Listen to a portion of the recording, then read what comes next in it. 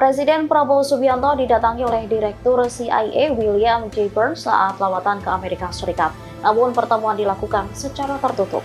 Pertemuan ini dilakukan di Wisma Indonesia, Washington DC, Amerika Serikat pada Selasa 12 November 2024 waktu setempat. Burns datang dengan didampingi oleh asisten Direktur for EAPMC Henry Kim dan Chief of Station Jakarta Charles. Sementara Presiden Prabowo didampingi Menteri Luar Negeri Sugiono dan Sekretaris Kabinet Teddy Indra Wijaya. Adapun pertemuan ini dilakukan sebelum Prabowo bertemu Presiden Amerika Serikat Joe Biden. Belum jelas apa isi dari pertemuan Prabowo dengan CIA tersebut. Sementara saat ini Presiden Prabowo telah download Tribun X sekarang, menghadirkan lokal menjadi Indonesia.